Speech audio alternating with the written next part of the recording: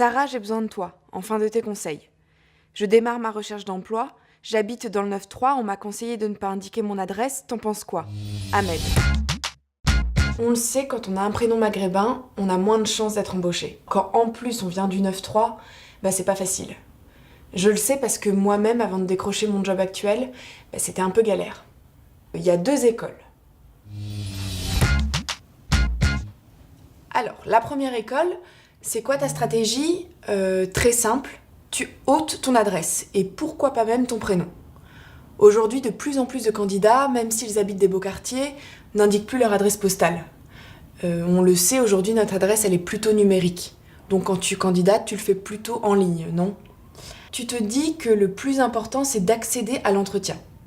Si tu tombes sur un recruteur qui ne t'aurait pas engagé s'il savait que tu venais du 9-3, ça te donne une occasion de lui démontrer qu'il a tort.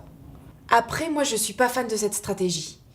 Pourquoi? Parce que déjà, ça ne marchera pas à tous les coups et tu seras déçu. Et aussi parce que c'est une façon de se renier. Et on n'avancera pas comme ça. Tu veux connaître la deuxième école? C'est la mienne. Donc, parce que tu habites Noisy-le-Grand, tu es forcément d'origine maghrébine.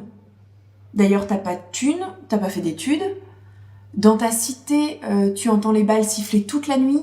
Wow, les amis, on se réveille là, stop! C'est fini les clichés. Moi, par exemple, j'ai bac+5, comme mon grand frère et comme ma sœur. Et comme toi, Ahmed, t'as un bachelor en école de commerce. Donc, hors de question de cacher notre origine. Ça pose problème si tu habites Drancy, ça pose problème si tu habites Noisy-le-Grand. Ce qui compte, ce sont notre motivation, nos compétences et nos expériences. Jolie théorie. Mais qu'est-ce qui me garantit que justement le recruteur qui va recevoir mon CV n'aura pas ses préjugés et que mon CV ne passe pas directement à la corbeille? Ahmed.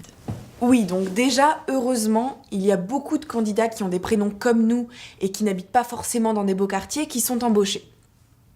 Aujourd'hui, tu as des entreprises qui se bougent et d'ailleurs, elles ont l'obligation aujourd'hui de se former à la lutte contre les discriminations.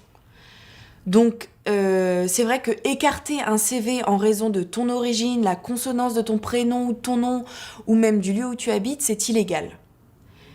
Si toi, tu as le sentiment que ça t'arrive, ne te laisse pas faire et va voir des associations qui te défendront.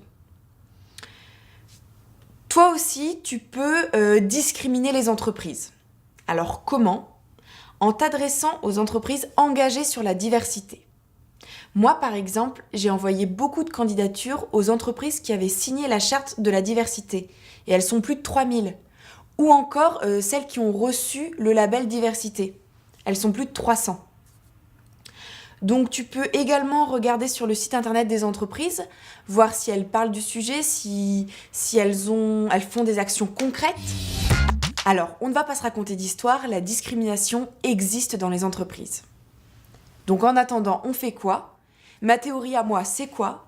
Eh bien, on est encore meilleur que tous ceux qui ont toutes les chances de leur côté. On active notre réseau.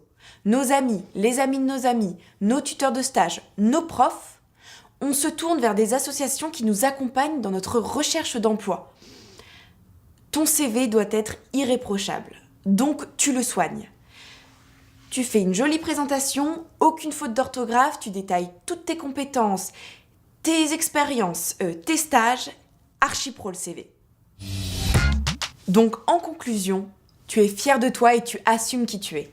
Tu as des talents et des qualités que d'autres n'ont pas. Donc ok, aujourd'hui, il y a encore des entreprises qui discriminent. Mais en attendant, il y a toutes celles qui s'en moquent et qui cherchent des équipes qui ressemblent avant tout à leur clientèle et surtout qui cherchent des salariés compétents et motivés. Donc fonce! Voilà, moi je vous retrouve très bientôt sur Like Diversité.